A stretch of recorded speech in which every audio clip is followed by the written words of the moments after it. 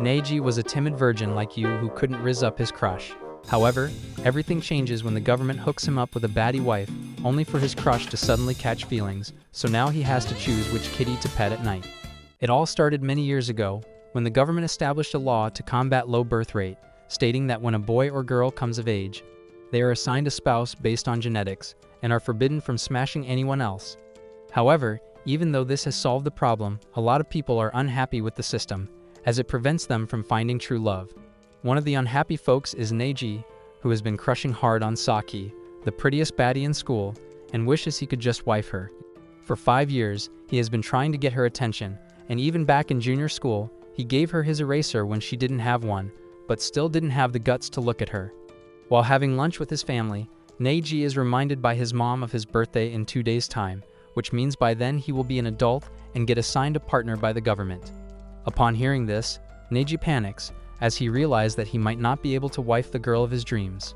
That night, while sulking about this in his bedroom, he realizes that if he doesn't man up and confess to Saki, he will lose her sweet cheeks forever.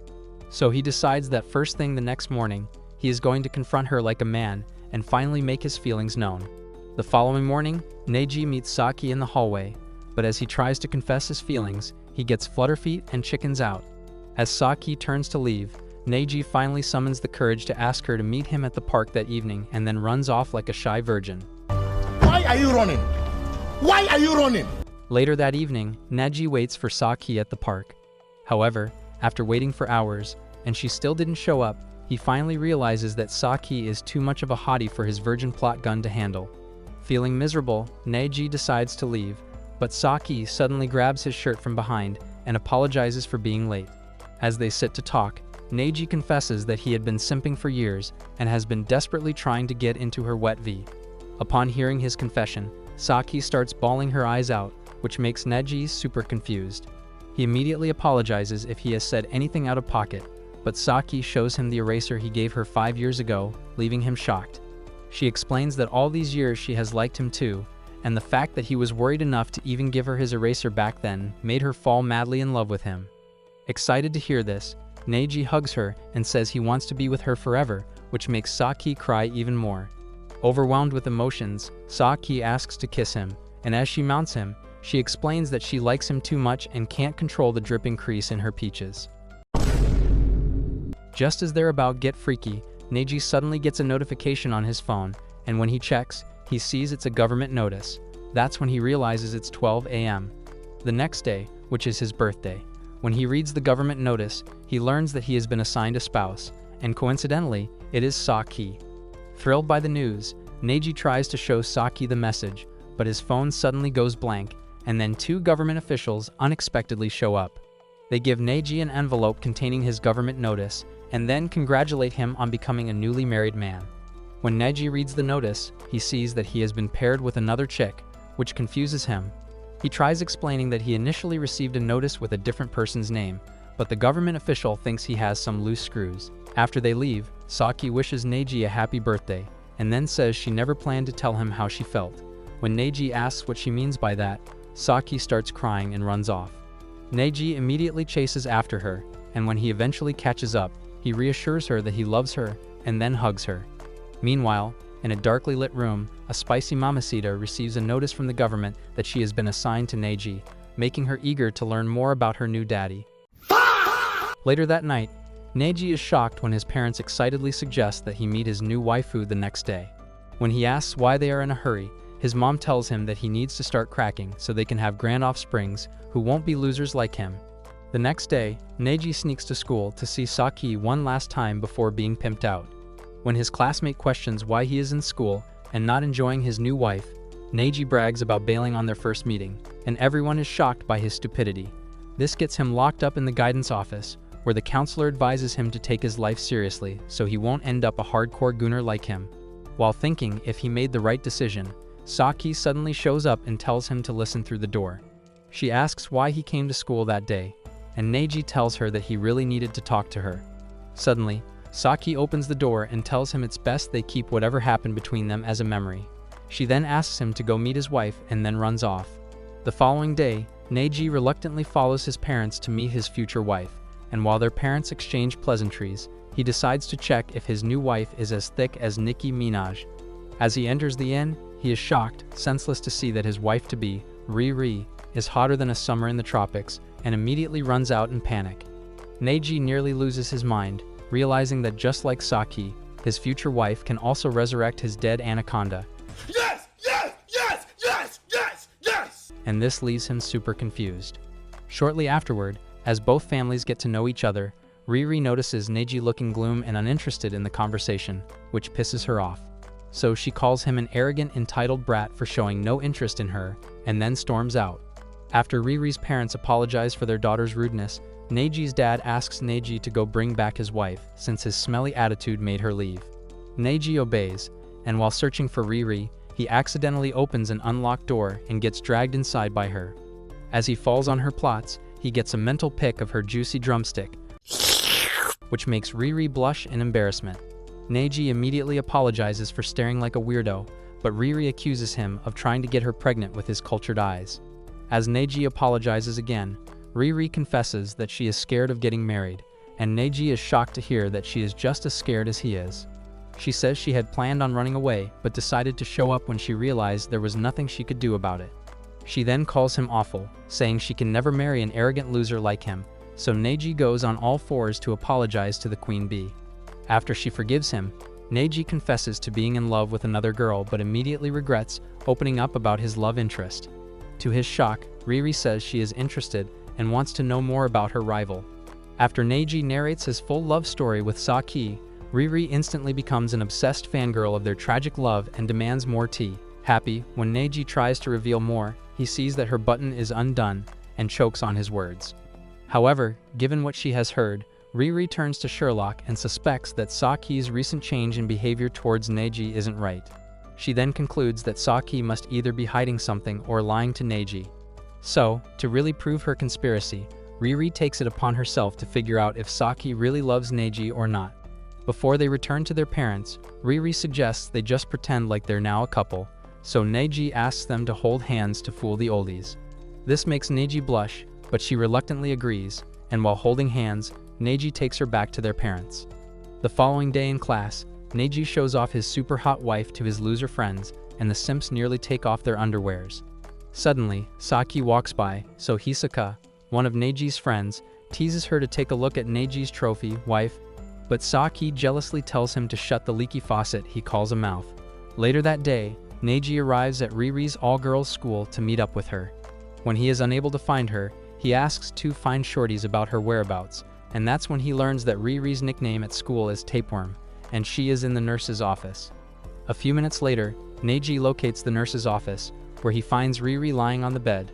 When he wakes her up, Riri freaks out at his presence and then explains that she was feeling a little bit unwell and decided to nap.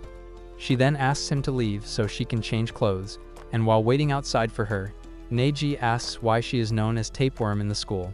Upon hearing this, Riri suddenly rushes out in her dirty undies, demanding to know how he got to know that name.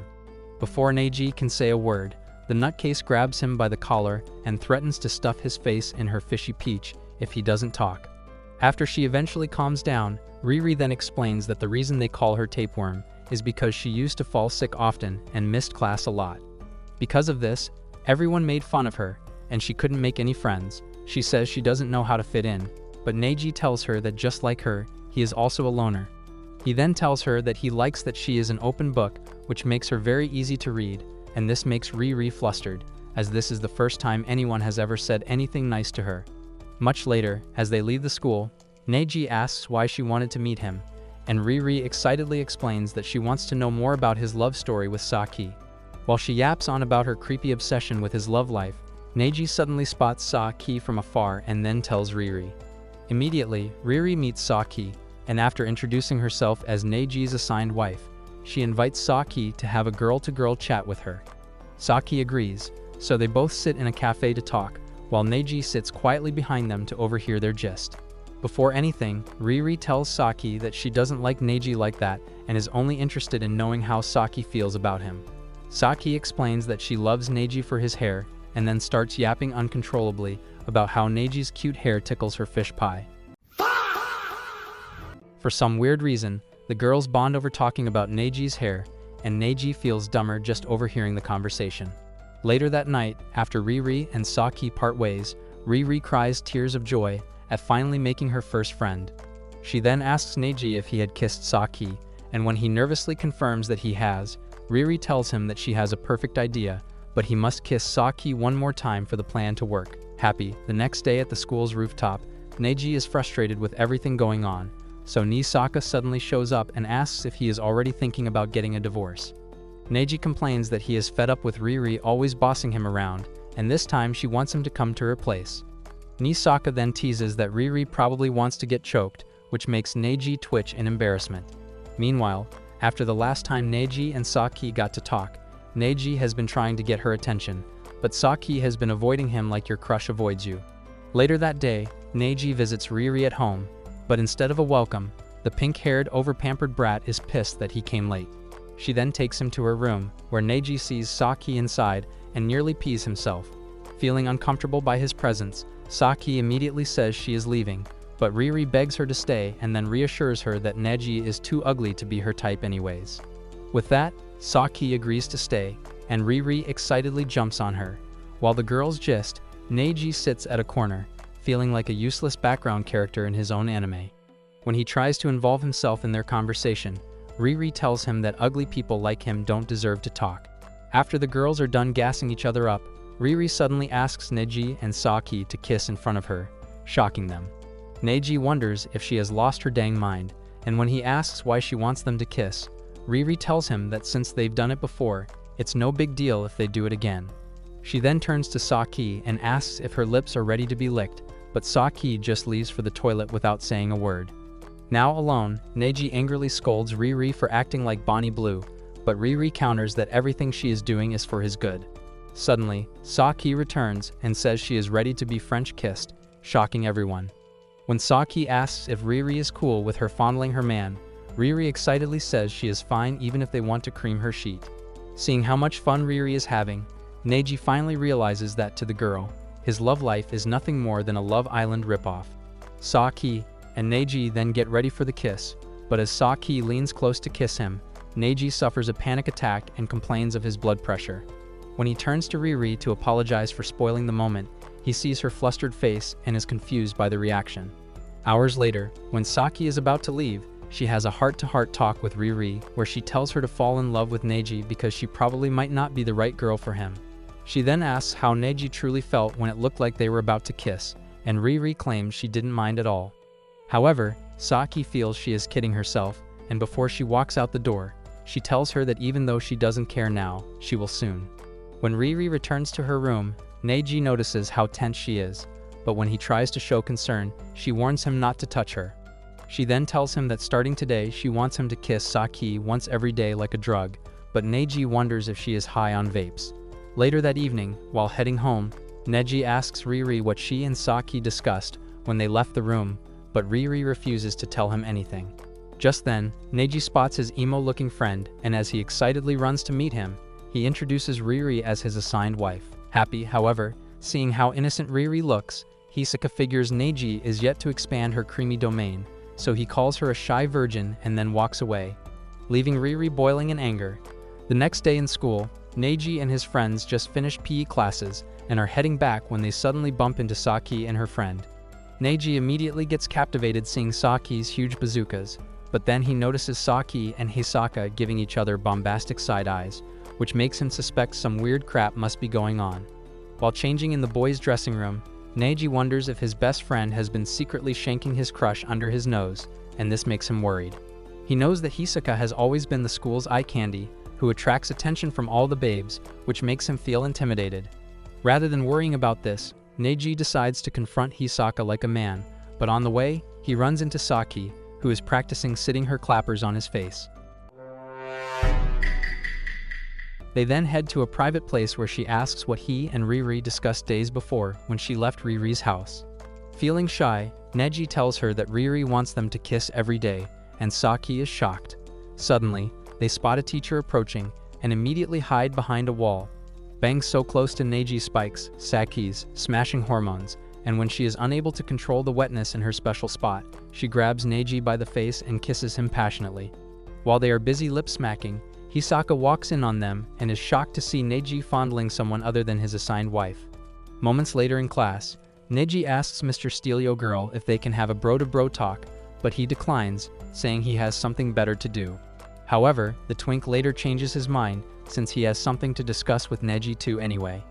After Hisaka leaves, Neji starts feeling guilty for kissing Saki, and this makes him feel like he has cheated on Riri, who is supposed to be his assigned wife. Meanwhile, in the hallway, Hisaka walks past Saki and her friends and doesn't even say a word, but just his crazy riz is enough to blow their floodgates wide open.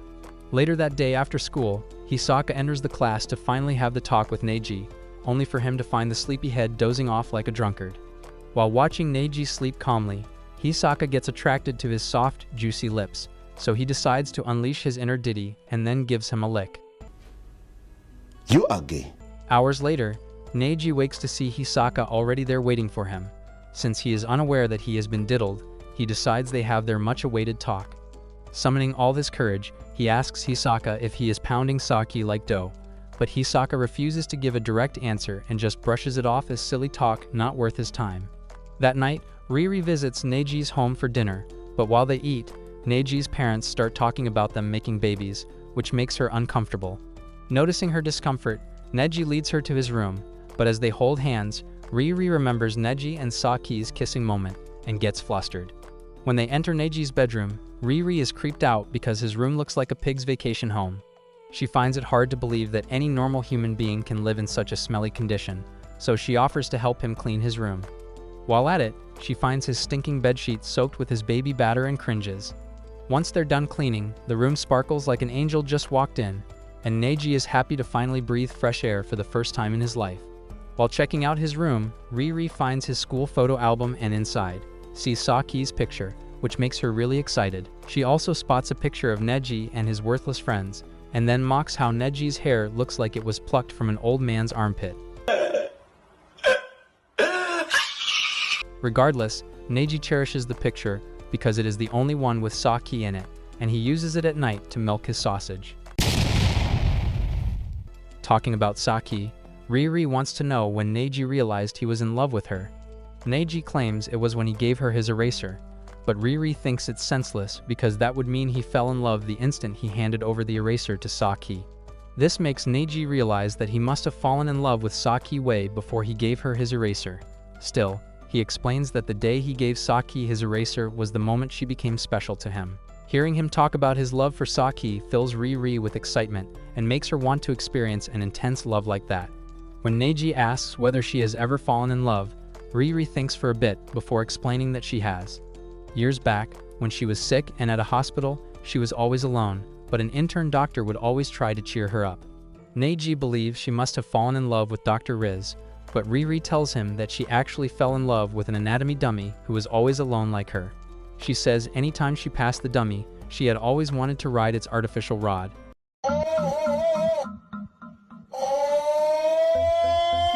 And to her, that is real love. After listening to her creepy story, Neji wonders if she needs to be put in a straitjacket or something. Switching topics, Riri asks Neji if he had been kissing Saki once a day as she instructed. Hearing this, Neji freaks out and starts to stammer, but Riri threatens to put his sausage in a grinder if he lies. Scared by this, Neji finally admits that he kissed Saki, and Riri says she is totally fine with it. She then asks if Saki liked his kiss, and before Neji can answer, she advises him to kiss Saki more. Suddenly, Riri goes silent, which makes Neji suspect that deep inside, she must be hurt, so he apologizes, but Riri warns him not to and then starts yelling at him for no reason. Suddenly, she trips on a book, and as she crashes on top of Neji, she gets poked by his pogo stick.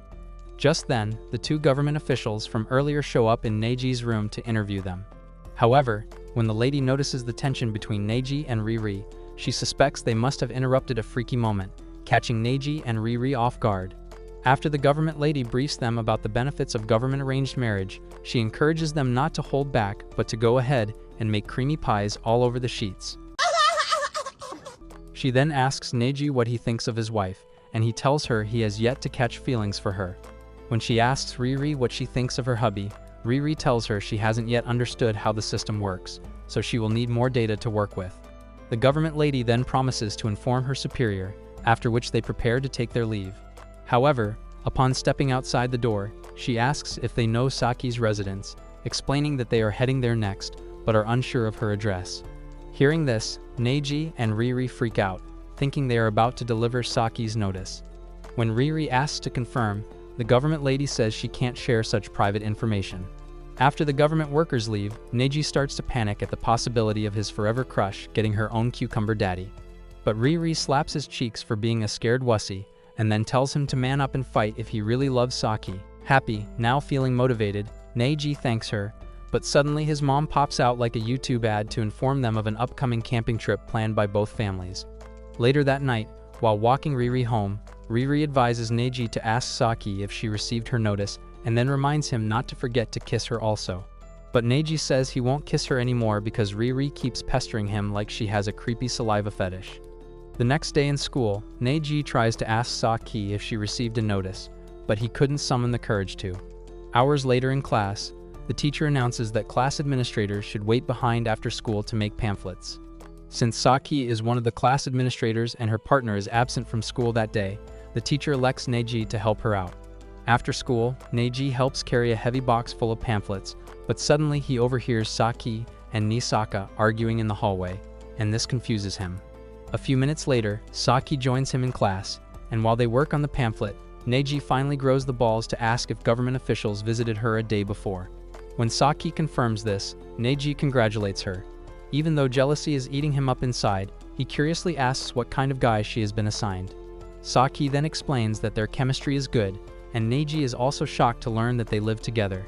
As he slumps on the desk in depression, Saki gets confused and asks what he is talking about. Neji replies that he is talking about her assigned partner, but Saki reveals that she hasn't been assigned any partner yet.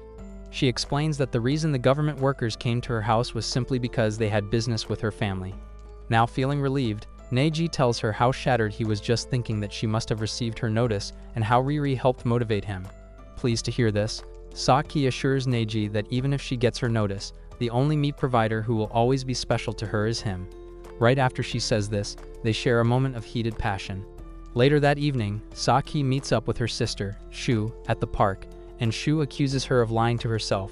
Saki sadly admits that she can't reveal the truth now, but Shu warns her that she can't keep lying to herself, not when it comes to matters of love. That night at home, Neji gets a call from Riri, and she informs him that she invited Saki to their planned family trip. Shocked to hear this, Neji realizes the immense pressure of going on the trip alone with the girls, so he decides to also invite a friend. The next day at school, he tries convincing Hisaka to go camping with him, but Hisaka refuses to be a guy's plus one. After a lot of begging, Hisaka finally agrees, but he immediately regrets it when Neji informs him that Saki will also be tagging along for the trip. On the train, the tension among them is thicker than Kim Kardashian's cheeks, but Riri softens the mood by saying she is excited to be friends with Misaki. Happy Neji then asks Hisaka why he and Riri were eyeballing each other earlier, but Hisaka brushes it off as nothing, making Neji conclude that the guy really wants to pipe his crush. Several hours later, they make it to the camp, and before they can even chill a bit, Neji's mom asks Neji and Hisaka to make dinner, while the ladies clean the lodges. Considering how hot Hisaka looks, Neji thinks the guy must be one of those hot chefs who pour oil into a pan without even looking. However, from Hisaka's first knife chop, Neji realizes that the world will be a safe place if the idiot doesn't handle a knife in his life. Hisaka then admits that his cooking skills are worse than his backshots, so Neji tells him to go wash the vegetables instead. After making dinner, Neji ventures deep into the woods, searching for Saki and Riri. He finally finds them playing in the stream, but he is shocked out of his senses, seeing their milkshakes and creamy fatty on full display. However, his inner cultured man will not let him take his eyes away until the girls catch him staring at them like a creep. Instead of getting angry, the girls invite him to have a taste of their opai buffet. Seeing how shy he is, Riri decides to drag him in, but she accidentally slips and crashes her cake on the hard ground. In the process, she bruises her foot, so Neji rushes out of hiding and suggests giving her a piggyback ride back to camp. Riri refuses, complaining that she doesn't want her pink taco wrapped around his waist, so Neji then offers to carry her like a Disney princess, which she agrees. As Neji heads to the camp with Riri on his arm, he tries to control his trunk from growing more roots, while Riri can feel the tension of his touch in her gine. When they arrive at the camp, Riri starts throwing unnecessary tantrums like a yandere, but later thanks Neji for carrying her. After dealing with Riri's nonsense, Neji suddenly spots Saki and Hisaka having a private conversation, which makes him green with jealousy. Later that afternoon, Riri's clown-looking father helps her fix her injured leg. While at it, he has a father-in-law to son conversation with Neji, asking what he would like to do when he grows up. This brings out Neji's geekdom, and he starts yapping excitedly about his love for the ancient burial mound. Seeing how much of a freak he is about it captivates Riri. Later that night, while everyone dozes off, Neji decides to talk with Hisaka about Saki, so he asks if Hisaka is hiding anything from him. Hisaka freezes in shock, thinking Neji is referring to his earlier Diddy moment back in class. However, before he can answer, he is saved by Riri and Saki, who suddenly show up and ask that they all go for a test of courage in the woods. As they head into the woods, Riri suggests they split into pairs, so she and Hisaka head left while Neji and Saki head the other way. While strolling deeper inside the forest, Riri yaps non-stop about Neji and Saki's love and how she is rooting for them. However, hearing this upsets Hisaka, and he scolds her for encouraging Neji and Saki's love. Meanwhile, Saki gets a little scared and then asks to hold Neji's hand, and he agrees. She then asks if he would have carried her like a princess, the same way he carried Riri if she injured her leg, and without thinking, Neji tells her yes. This makes her blush, but suddenly, they notice a firefly, so Saki immediately follows it. As she tries to catch it, she suddenly steps on a cliff, and as she falls, she pulls Neji with her. After they hit the ground, Neji looks around in panic for Saki, but later realizes that she is under his massive load with her massive racks uncovered. Happy as Neji tries to pull away, Saki says for a moment she thought she was going to die, so she pulls him towards her plot so they can reach the Milky Way together. At the same time, Riri argues with Hisaka that rooting for Neji and Saki's love isn't anything illegal, so Hisaka decides to explain, since she has sawdust instead of brains. Apparently, if Neji chooses to be with Saki instead of her, that means their arranged marriage is over. Even though this wouldn't affect Riri in any way, in Neji's case, it would be hard for him to get into a private university, since most universities turn down applicants, starting with those who were rejected by their matches. After listening to all this, Riri shivers in fear and then explains that all she wanted was for Neji and Saki to have a fairy tale happy ending. But Hisaka reminds her that fairy tales only happen in Disneyland. Suddenly, they spot a firefly, and as they follow it, it leads them to where they find Neji and Saki in a shaboinking position. Neji immediately tries to explain that nothing freaky is happening, but Riri is mad jealous, so she cancels the test of courage and asks everyone to return to the camp. As they walk back, Hisaka notices Neji walking like an old baldy with huge balls, and this makes him believe the guy must have creamed a lot. On the way, they suddenly see another firefly, so they make a detour. The firefly leads them to a part of the forest where they see numerous fireflies and are awestruck by the beauty. The next day, they all return to the city, and after Saki says her goodbyes and then leaves, Hisaka also wants to leave, but Neji follows him to finish their conversation. Hisaka still thinks Saki is pissed that he kissed him, so he quickly apologizes and then walks away. Neji tries to stop him from leaving, but seeing how hard Hisaka is trying to evade having a proper conversation with him makes him conclude that he must really like Saki. When Neji returns to Riri, she brings up his interest in ancient burial mounds and says she would like to visit one someday. This excites Neji, and he suggests they visit one together, and she agrees. That night, Riri has a wet dream of Neji trying to hit and leave a trail of tears. When she wakes, she hates herself for having such a dream, but then she calms down when she remembers that she hasn't been kissed before and will like to be kissed. The next morning, Riri researches what kissing is all about, and when she discovers that through kissing a person can exchange 80 million bacteria, she cringes. Just then, a four-eyes girl named Naoki meets her and tries to befriend her, but Riri just walks away, not interested in playing lily licker with her. Still, the girl insists and even follows Riri outside the school, where she tells her that she is the younger sister of the intern doctor that took care of her years back. Hearing this, Riri then finally agrees to be her friend. Meanwhile, in class, Neji thinks about Hisaka and how the guy has been avoiding him like he is a Gojo fan ever since they got back from camping. While strolling the hallway with Takeda, his other friend, he bumps into Saki, but when he tries to say hi, she also avoids him, leaving him confused. Just then, some teacher who looks like a drug lord walks up and informs them about a special class at the Ministry of Welfare which they should attend. Much later, Neji arrives at the ministry, and at the entrance he sees Shu walking inside the building, which surprises him. Upon getting inside, he notices that the hall is filled with students and their assigned partners. Suddenly, Takeda shows up with his assigned partner, and Neji is shocked that even though the dude's face is more disgusting than toilet water, he is able to bag such a cute girl. Seeing how happy they are as a couple makes Neji wonder if he and Riri will ever be seen as a happy couple. Shortly afterward, Riri shows up, and Neji is mesmerized by how hot she looks with her hair let down. He then compliments her looks with her hair down, which makes Riri blush as she explains that her friend asked her to. After that, Riri gives him a necklace with a pendant of an ancient symbol as a gift, and Neji geeks out since he is a sucker for old people's stuff. Neji then also gives her a cheap kitty pendant he stole from a homeless bum, and everyone cringes at how broke the guy is. Regardless, Riri says she loves it, and just seeing how well they complement each other, Takeda's babe calls them a cute couple. After Takeda and his shawty leave, Neji is shocked that people actually see he and Riri as a cute couple.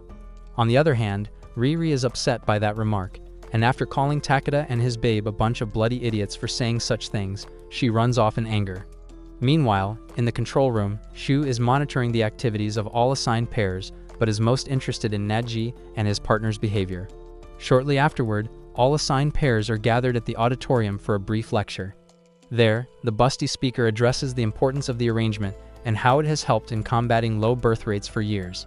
She also warns the couples that they're not brothers and sisters but lovers, so they shouldn't be scared of getting laid. To encourage them, a tray is passed around, and inside Neji finds a love glove, and that's when he realizes that these people really want to end his virgin life.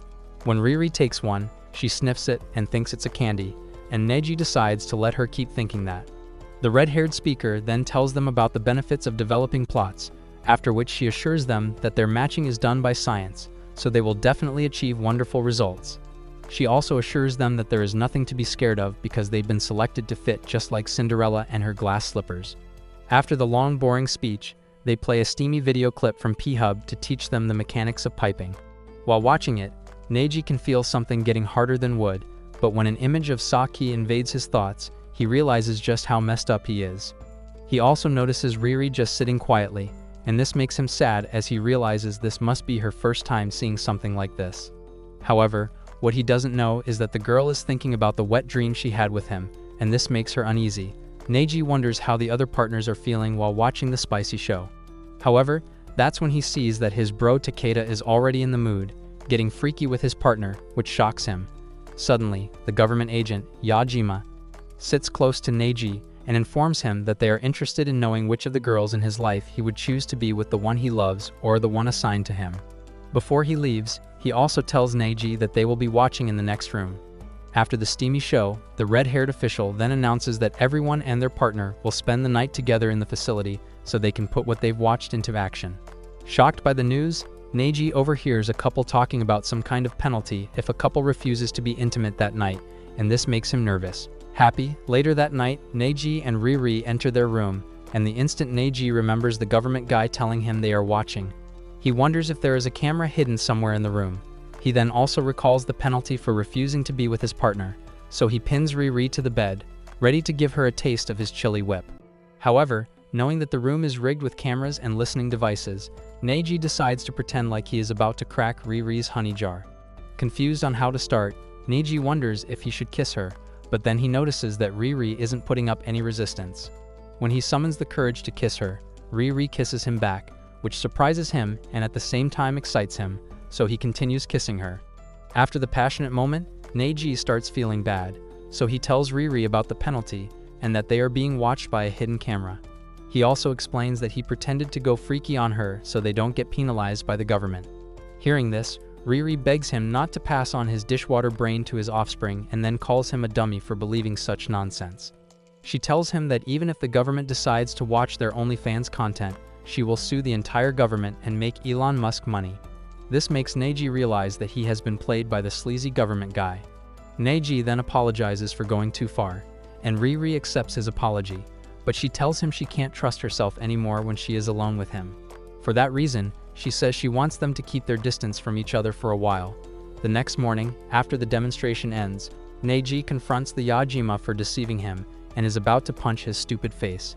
But the dude has no remorse, as he explains that his intention was to see if Neji is capable of hitting another chick's pum-pum, and this just proves it. Weeks later, summer arrives, and while walking to class, Neji still feels like a complete idiot for believing Yajima. When he gets to class, he sees Hisaka and Saki practicing for a Romeo and Juliet play, with the roles gender-swapped for the upcoming school festival. Just thinking about seeing Saki play Romeo in a boy's outfit sends Neji's heart racing. However, as he tries to call Riri to tell her about it, he remembers that they are still beefing with each other. Later that day, during woodcraft class, Neji misses Riri, so he stares at the necklace she gave him. Suddenly, some random mofo knocks the necklace to the ground, and as Neji tries to pick it up, his hand gets hammered.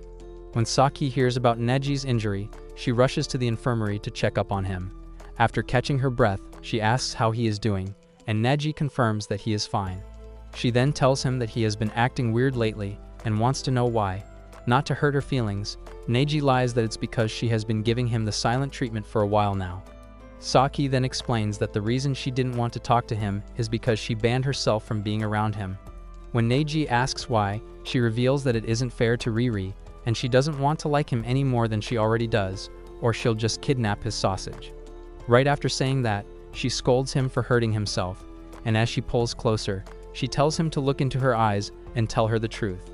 Unable to lie any longer, Neji finally admits that he has been acting strangely because he hurt Riri's feelings. Happy, when Saki asks if it's because of her he hurt her feelings, Neji says no and then frantically explains that it's simply because his mother gave birth to him as an idiot. Later that afternoon, Saki and Riri hang out, and while chilling with a plate of delicious hotcakes, Saki tells her a story from years back, during home economics class, when Neji baked the most delicious cake. Reliving the moment, Saki admits that she wants nothing more than to have a taste of Neji's creamy cake.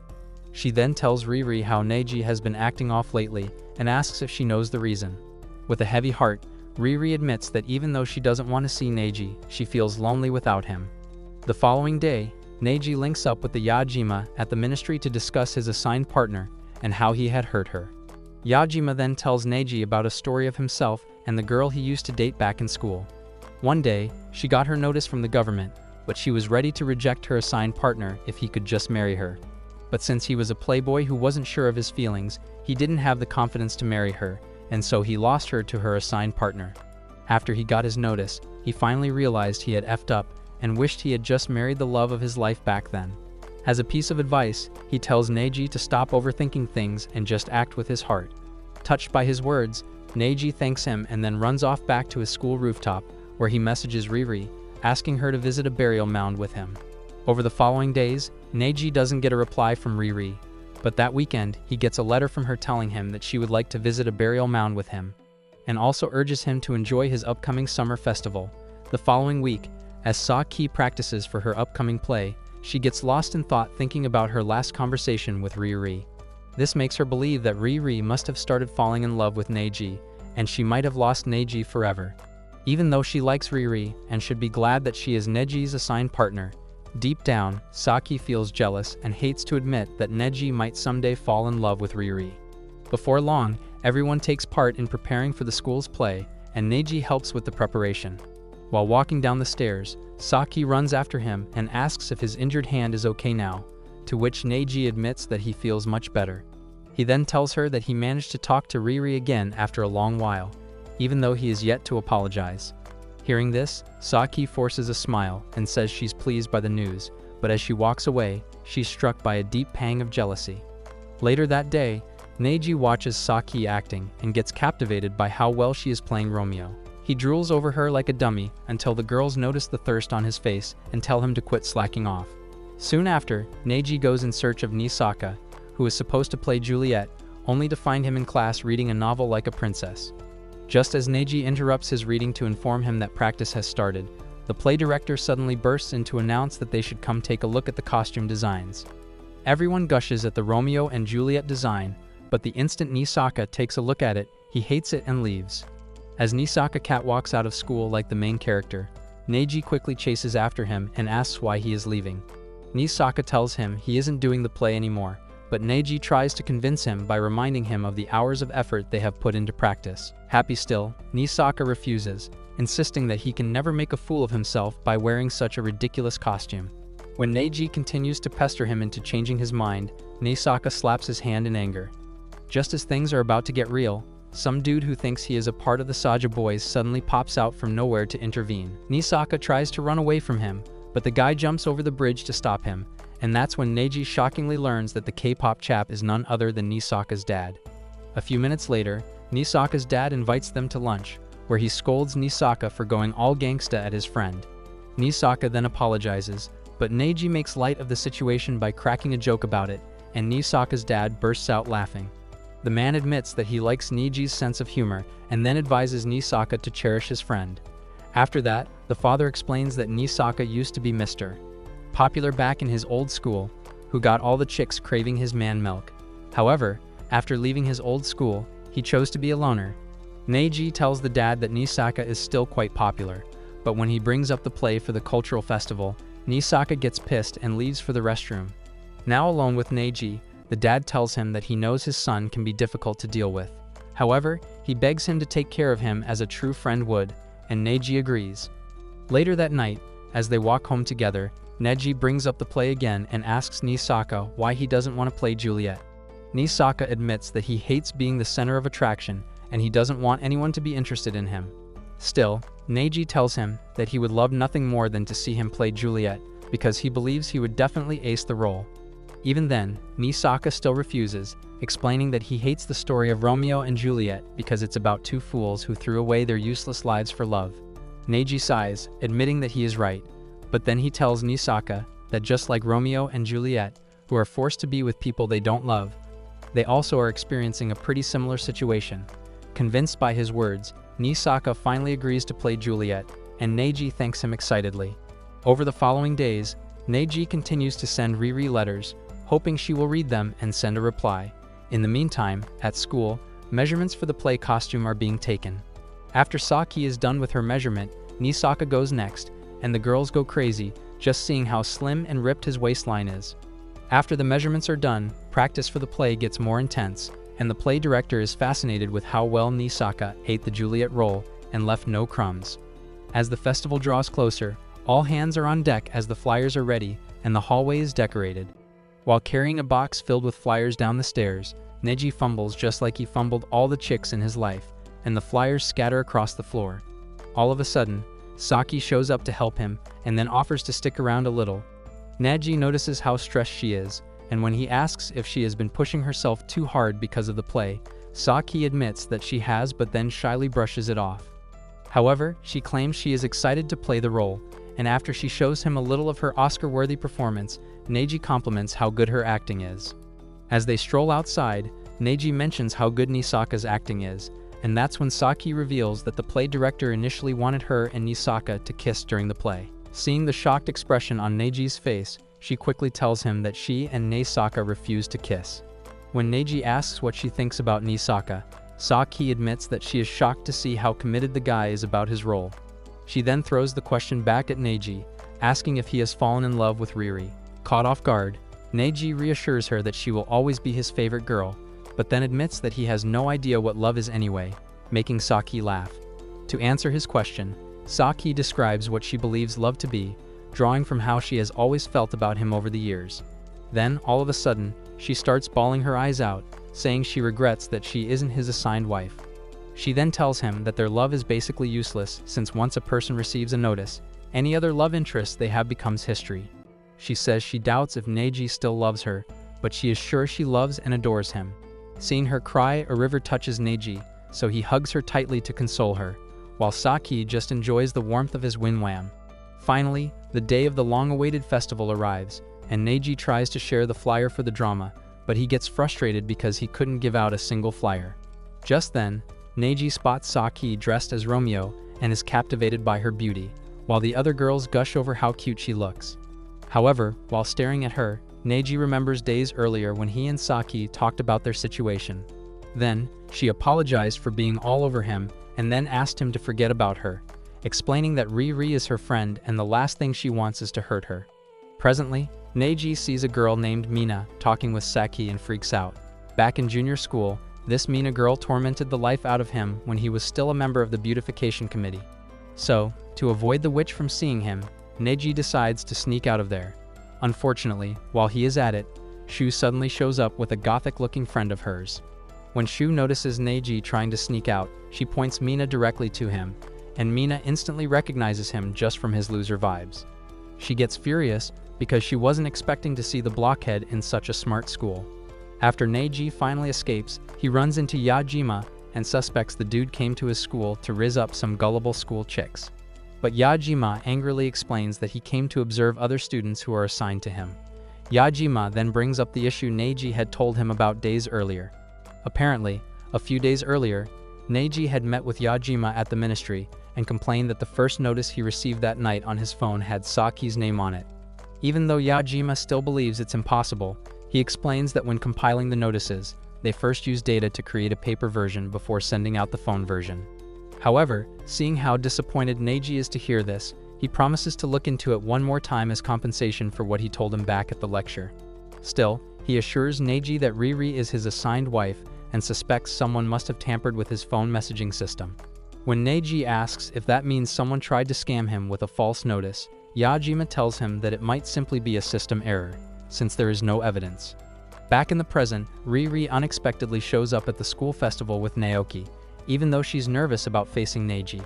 Hours later, while Neji is busy trying to share flyers for the play, he suddenly comes face to face with Riri and freezes. Happy, after nervously staring at each other in shock, Neji notices how hot Riri looks and suffers a mental breakdown.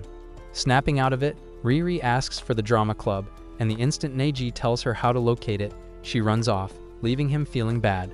Later on, Neji notices Hisaka sneaking through the back door like a thief and immediately chases after him. When he catches up to him, he asks if he can watch him change into his costume, but Hisaka tells him he isn't in the mood for any Diddy vibes. Hisaka then notices how tensed up Neji is, and when he asks why he is acting like a weirdo, Neji tells him that Riri came visiting for the cultural festival. Neji also opens up on how he and Riri have been having a serious beef since the summer vacation, and this makes him sad as he believes that she is still mad at him. Hisaka then calmly tells him that his brain must be smoother than Dwayne Johnson's bald head if he believes that Riri will really come all the way if she was still pissed at him. As the hour draws near for the play to begin, everyone grows tense, so Neji offers to help in any way he can, but his efforts only end up making things worse. This makes him feel like worthless little trash, as he can't point to anything he actually contributed to the cultural festival. As the clock ticks by the minute, Neji finds Hisaka in the changing room and confides in him about how miserable he feels for not contributing much to the festival. Hisaka then reminds him that it's because of him that he actually agreed to be in the play in the first place. To cheer him up, Hisaka finally reveals himself in his Juliet costume, and Neji is awestruck at how hot the dude actually is both as a guy and as a chick. Embarrassed by this, Hisaka yells at him to quit ogling like he wants to bend him over. Soon after, the play starts, and the entire auditorium is jam-packed. Even though he and Saki aren't on the best of terms, Neji still cheers her on to break a leg, which makes her smile. Just watching Neji and Hisaka reenact Romeo and Juliet so flawlessly mesmerizes the audience, giving them an absolute cinema moment. At the end of the play, they receive a standing ovation for their brilliant performance, and when Hisaka spots Neji in the audience, he thanks him silently for the encouragement. Soon after, Neji leaves the auditorium feeling proud of both Hisaka and Saki. Just then, he runs into Shu, who demands to know what happened to the notice pairing him and Saki. Neji is shocked by the question because the fun-size Barbie wasn't there that night when he received the notice. When he asks how she knew about his first notice, Shu refuses to tell but then assures him that Saki is his one true destined partner. While this tense conversation is going on, Riri suddenly shows up and overhears everything. Immediately, she demands to know if Neji got a notice pairing with Saki before her, but Shu just walks away, saying she isn't going to snitch on her sister. Turning to Neji, Riri then asks if he truly did get a pairing with Saki, but instead of answering the question, Neji apologizes for ever keeping it a secret from her. To get to the root of the whole craziness, Riri suggests they get information from Shu no matter what, and Neji agrees, stating that the first step is to get Shu's contact information. Just then, Naoki shows up to check out Riri's assigned babe.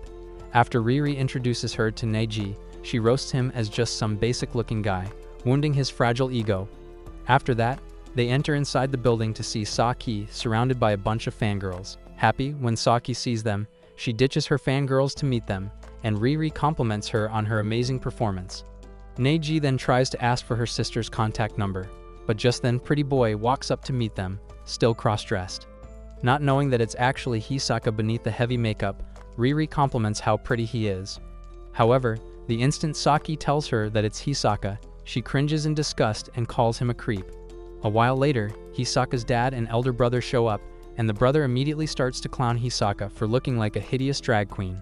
Angered by this, Hisaka grabs him by the neck like a chicken and threatens to snap it in two if nobody stops him.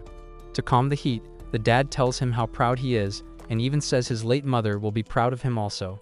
Turning to Neji, the dad then thanks him for taking good care of his sissy son, but Neji, trying to be modest, just brushes off the praise. The father then invites Neji to a wedding at his residence, but for some reason, Hisaka is against it, but his brother quickly shuts him up and also extends the invitation to the girls. That night, Riri calls Neji to ask if he has gotten Shu's number from Saki, but Neji tells her that he has been too busy gooning and forgot to ask Saki. However, he promises to ask Saki for the contact the next day.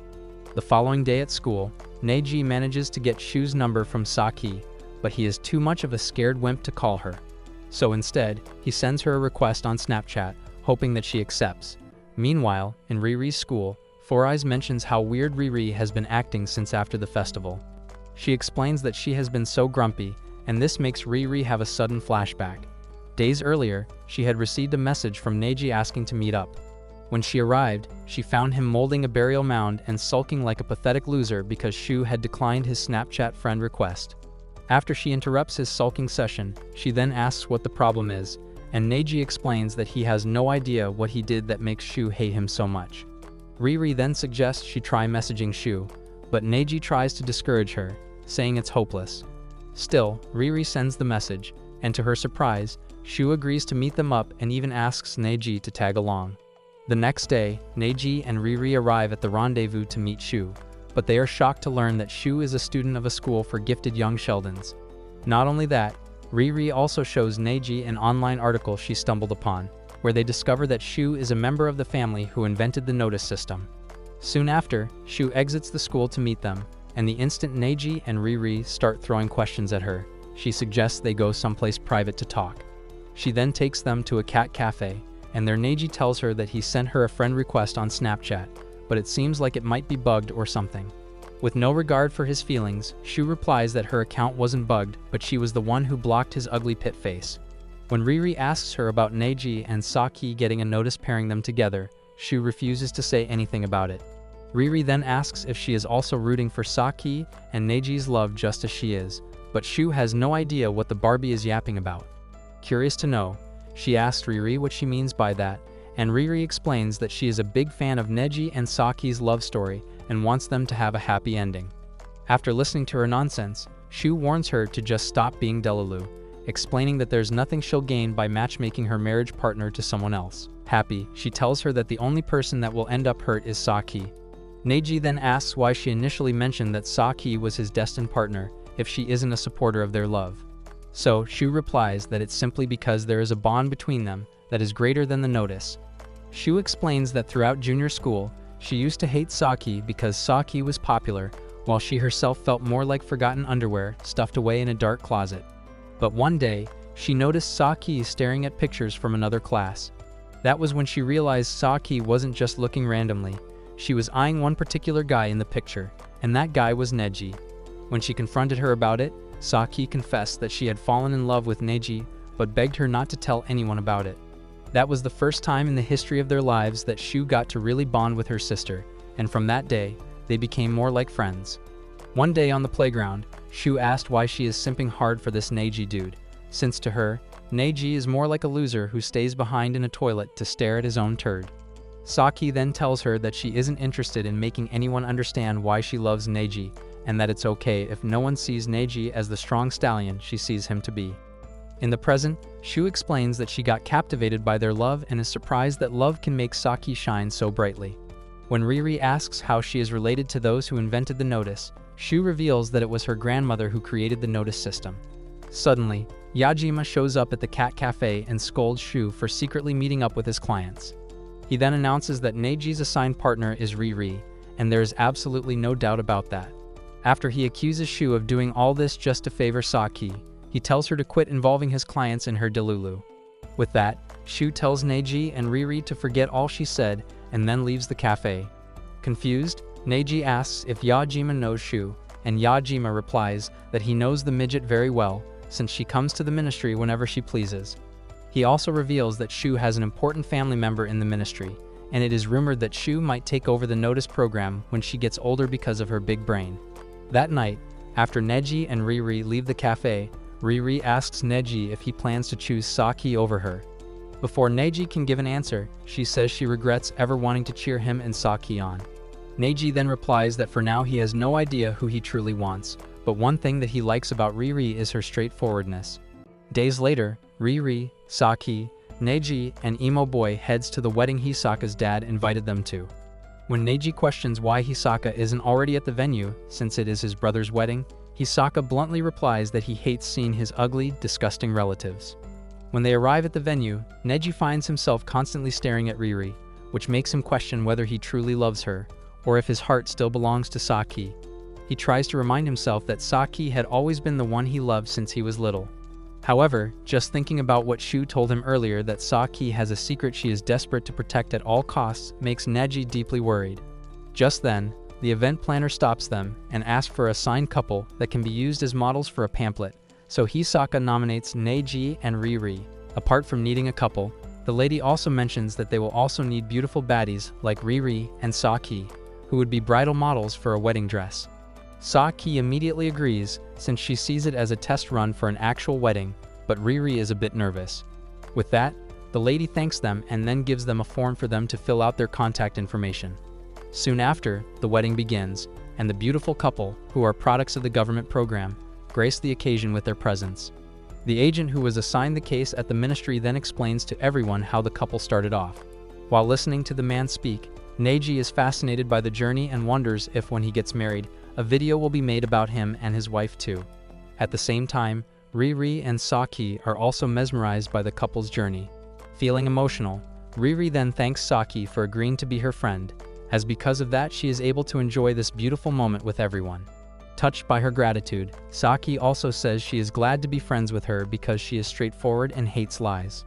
With a gloomy expression on her face, she then asks Riri to invite her to her wedding, and Riri is taken aback to hear this. Saki then explains that she would want nothing more than to see Riri as happy as the bride and would even love to have a speech at her wedding. At the end of the wedding celebration, all the guests take pictures with the bride and groom. Once they're done, everyone heads to the reception, but Neji suddenly remembers that he forgot his phone on the table back at the hall. As he heads back into the hall to retrieve it, Neji finds his phone on the table, just as expected. But just then, to his surprise, he suddenly notices Saki crouching nearby. Panicking, he asks her what's wrong, but Saki just apologizes, saying, "Psych, I lied." When Neji asks what the heck she is talking about, she apologizes again like a broken record but refuses to say anything. As Neji continues to insist that she speak for crying out loud, Saki, tearing up badly, says that all she wants to hear is that he loves her. Instead of saying he loves her, Neji then decides to show it by kissing her. Unbeknownst to them, Riri is just outside the door, watching them get freaky and seething with jealousy. But instead of confronting them like a drama queen would, she runs off as if she has another anime to act in. After enjoying the soft kiss for a while, Saki then stops Neji and then apologizes for making him do it. Later that day, as they head home, Neji regrets what he did with Saki and feels it was a careless thing to do. That night, while lying in bed, Neji thinks about everything that happened at the wedding and wonders what the heck must be wrong with Saki. The next morning, his mom wakes him up to tell him that they are all going on a trip to the hot spring. Apparently, it's a trip for both families, and upon arriving at the hot spring, Riri's dad suggests that Neji and Riri take a stroll around town.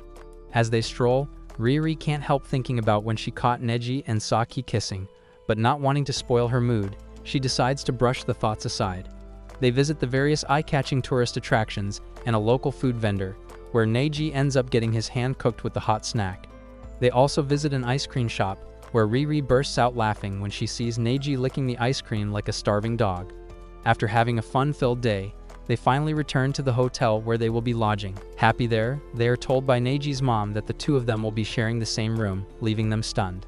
As they enter their room, Riri shyly asks Neji if he wants them to sleep on the same bed, but Neji recalls how naughty the last experience was, so he freaks out and promises to be a good boy this time. Convinced, Riri then agrees for them to share the same bed. Shortly afterwards, both families share a bonding time eating dinner together.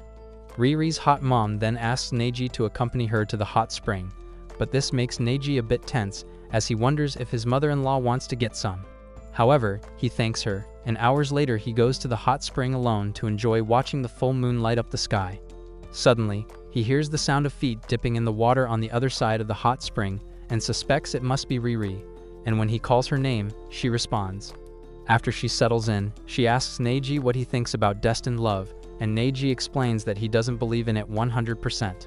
He then reveals that the only reason he is in the school that he is now is because he always wanted to be close to Saki. He further adds that Saki is more like a goddess directing his fate, and hearing this low-key makes Riri jealous.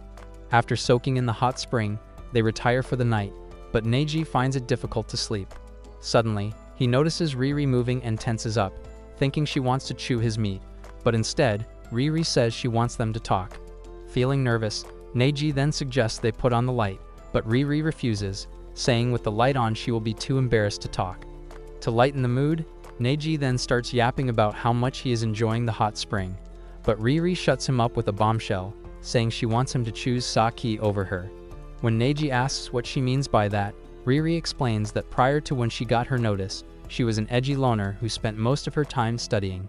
However, after she made friends with Neji and Saki, her black and white life changed to crystal Dolby colors, and now she spends most nights just thinking of how much fun they had together that day.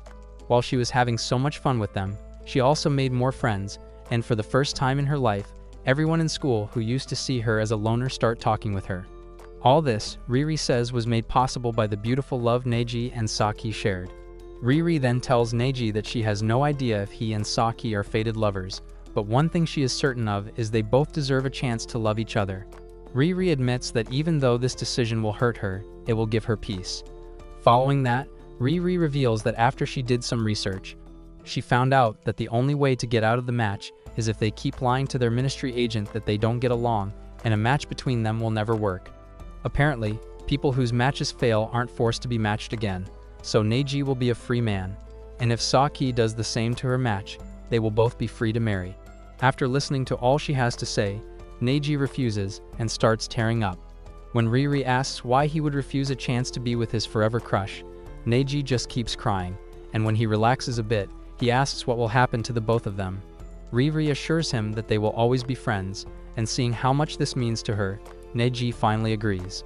Unable to hide the truth from her any longer, Neji then confesses to kissing Saki at the wedding, but Riri tells him it's fine and not to worry about it. Happy to lighten the mood, Riri then reveals that after they dissolve their match, she would love to get recalculated for another match.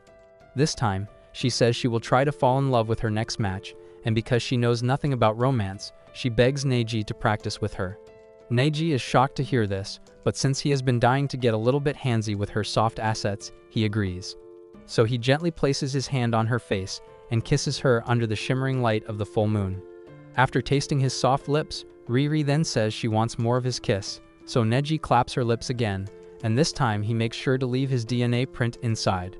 The next day, they return to the city, so Riri meets up with Saki to tell her everything she and Neji agreed on.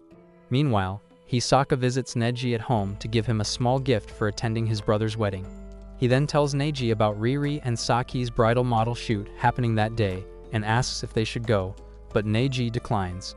When Hisaka asks why, Neji sadly says he might have told a lie. He tries explaining to Hisaka that he lied to Riri, but Hisaka has no idea what the heck he is talking about. When Hisaka asks why he lied, Neji admits that he hurt Saki, but he just doesn't have the courage to face her. He also admits to having hurt Riri too, and regrets ever agreeing to her plan. Even though Hisaka doesn't have the slightest clue what the dude is talking about, he decides to be a listening friend and asks why he agreed to Riri's plan. Neji says he probably agreed because he loves her, or he loves both of them. Hearing this, Hisaka finally realizes that his friend doesn't need love but psychiatric help. Still, he advises him not to beat himself up too much since it is not his fault that the girls chose to love a playboy like him and are hurting.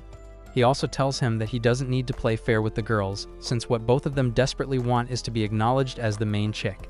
Hisaka's words fill Neji with hope, so he immediately runs out of the house to go meet the girls at the bridal shoot.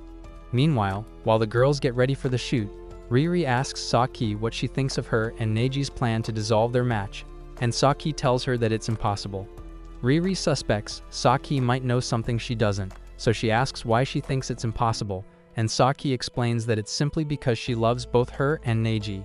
Saki also explains that since Riri loves her this much, she knows for a fact that she will also love Neji, and this makes her the ideal partner for him. At the same time, as Neji desperately sprints towards the girl's location, he thinks about his love for Saki and his newfound love for Riri, and this makes him realize that all he needs is a harem. Shortly afterwards, while the girls are getting their shots done at the blessed altar, Neji suddenly opens the door, breathing hard like a fatty who just outran the treadmill. After catching his breath, he compliments how beautiful both Riri and Saki look, and this makes Saki laugh and cry at the same time. After she thanks him for the compliment, Riri then suggests they take a group picture with Neji, and the shoot organizers agree. Unable to resist taking a picture with the two hottest brides in town, Neji immediately agrees and sandwiches himself in the middle to depict the perfect love triangle. Comment love and lies if you watch this recap to the end, and if you enjoy anime recaps like this, subscribe to the channel and watch this next video.